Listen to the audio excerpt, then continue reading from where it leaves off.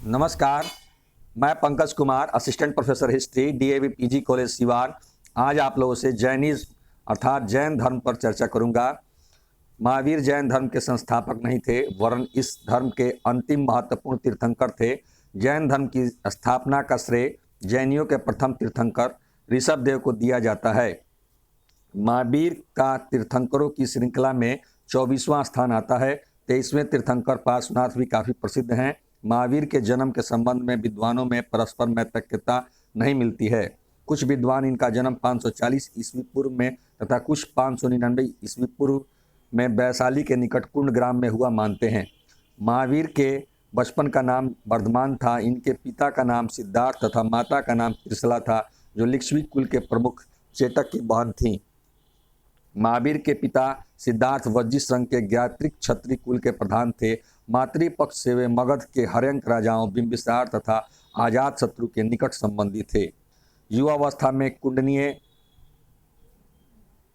गोत्र की कन्या यशोदा के साथ उनका विवाह हुआ, जिससे अणुलज्जा प्रियदर्शना नाम की पुत्री पैदा हुई।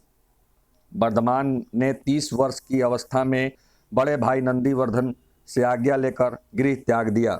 उन्होंने 13 महीने तक वस्त्र धारण किए तथा उसके पश्चात वे नग्न रहने लगे। आचरांग सूत्र से वर्धमान के कठिन तपस्या का वर्णन प्राप्त होता है।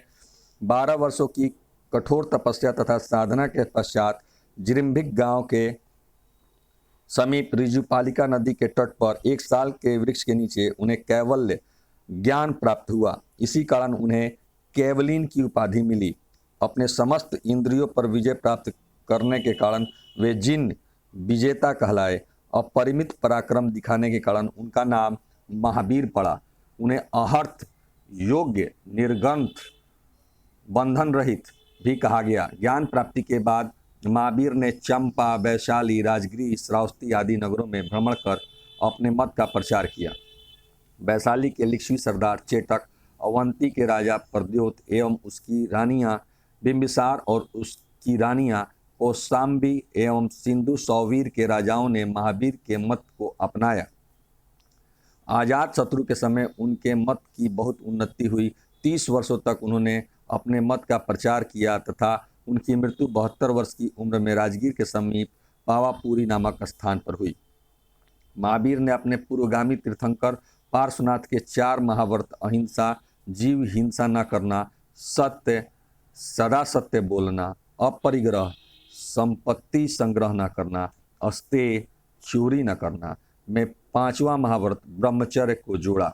इस प्रकार महावीर ने अहिंसा, सत्य, अपरिग्रह, अस्तेय एवं ब्रह्मचर्य 5 महाव्रत को भिक्षुओं के पालनार्थ प्रतिपादन किया। उन्होंने गृहस्थों के लिए उपयुक्त व्रतों का सरल ढंग पालन करने का विधान प्रस्तुत किया, इसलिए गृहस्थ जीवन में इन्हें अणुव्रत कहा गया।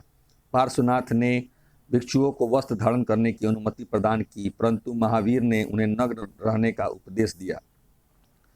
महावीर ने वेदों की अपौरुषेयता को अस्वीकार कर दिया तथा जटिल कर्मकांडों तथा पाखंडों का विरोध किया। महावीर ने वैदिक धर्म के कर्मकांडी और आडंबर युक्त स्वरूप तथा यज्ञों की आवश्यकता को मानने से इनकार किया।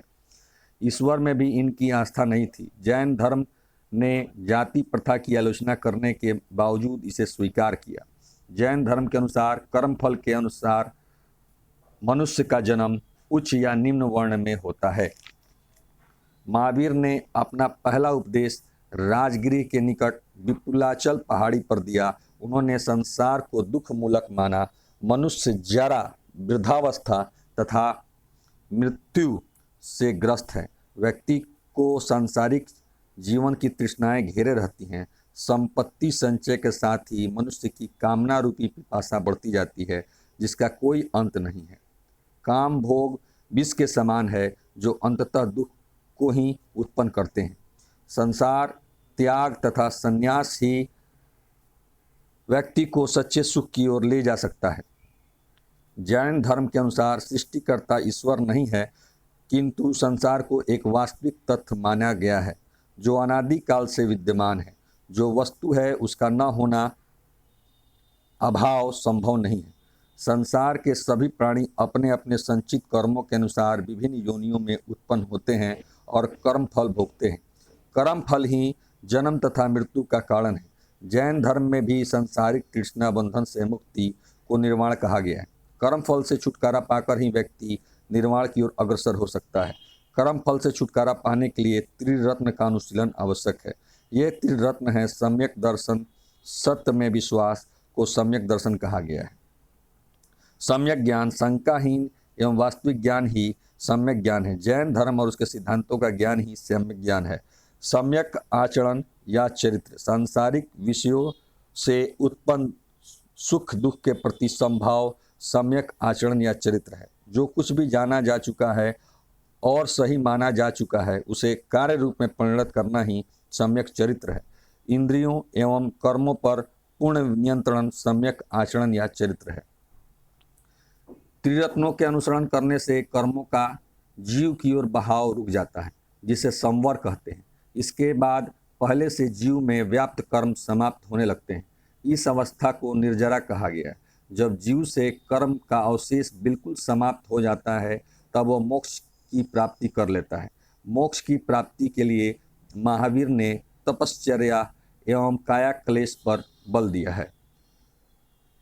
मोक्ष के पश्चात जीव आवागमन के चक्र से छुटकारा पा जाता है तथा वह अनंत ज्ञान, अनंत दर्शन, अनंत वीर्य तथा अनंत सुख की प्राप्ति कर लेता है।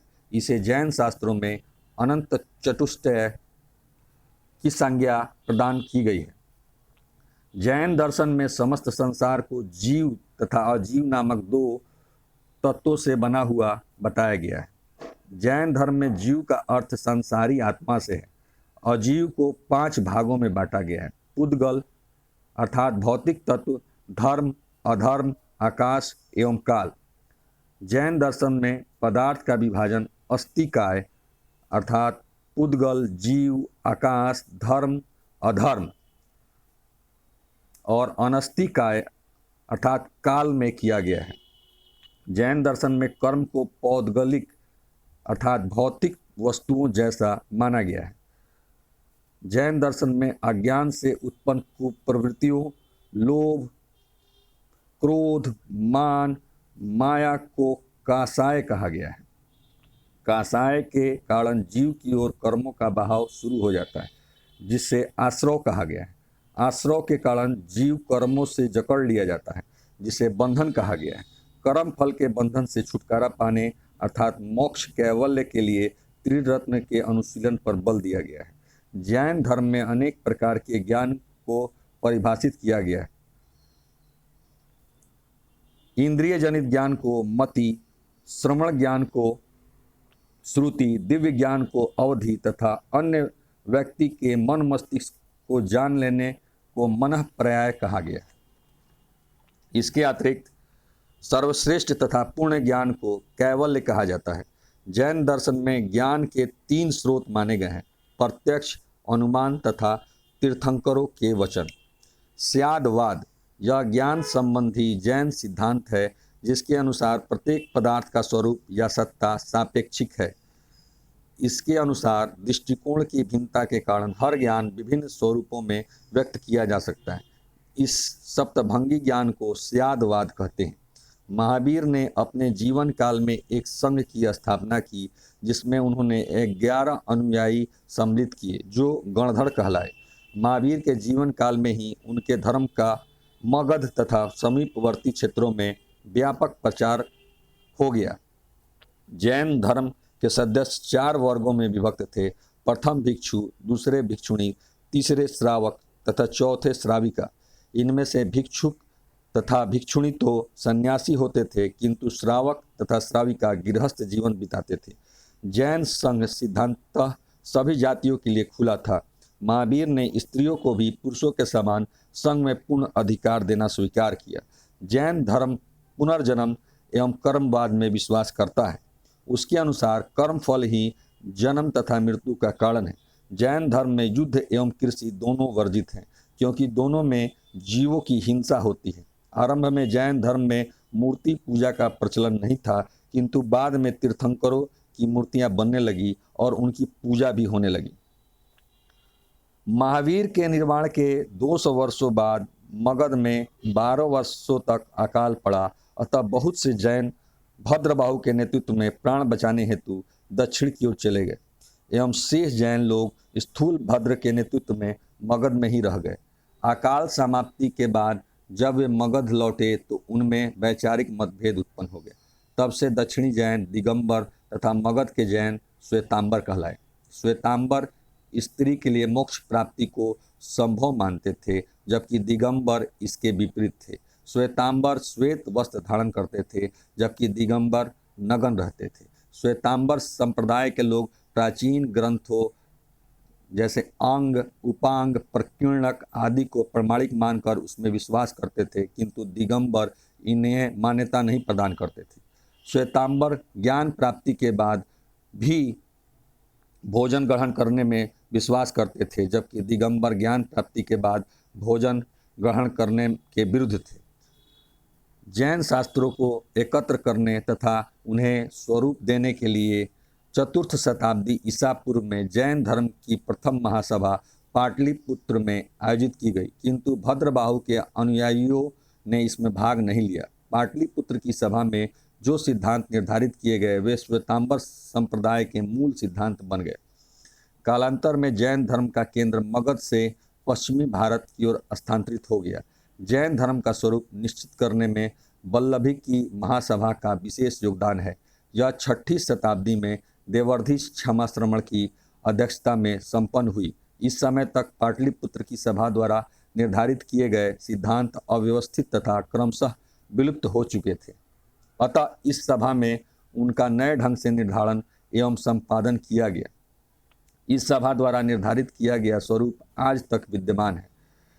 जैन धर्म द्वारा वर्ण व्यवस्था की जटिलता और कर्म कांडों की बुराइयों को रोकने के लिए सकारात्मक प्रयास किया गया। जैन धर्म ने संगठित और सशक्त रूप से ब्राह्मण धर्म को चुनौती दिया तथा स्त्रियों को धार्मिक स्वतंत्रता दी। जैन धर्म ने अहिंसा की नीति अपनाकर नई आर्थिक व्यवस्था तथा समाज के नवोदित आर्थिक वर्ग व्यापारियों को प्रश्रय प्रदान किया। दर्शन के क्षेत्र में जैन धर्म ने स्यादवाद, अनेकांतवाद का प्रतिपादन किया, जो प्राचीन भारतीय दार्शनिक व्यवस्था की एक अमूल्य निधि मानी जा सकती है। साहित्य और कला के क्षेत्र में भी इस धर्म की बहुमूल्य देन है। जैनियों ने लोक भाषाओं में ग्रंथों की रचना कर इन भाषाओं के विकास में योगदान किया। प्राकृत और अर्धमागही तथा अपभ्रंश भाषा का विकास उनकी महत्वपूर्ण साहित्यिक देन मानी जा सकती है। जैन विद्वानों ने व्याकरण, काव्य, नीति एवं दर्शन आदि विषयों से संबद्ध अनेक ग्रंथों की रचना कर भारतीय साहित्य के विकास को प्रभावित किया। जैनियों ने स्थापत्य और मूर्ति कला के विकास को प्रभावित किया। जैन तीर्थंकरों की भव्य मूर्तियां भी बनाई गई। जैन मंदिरों का भी निर्माण हुआ। धन्यवाद।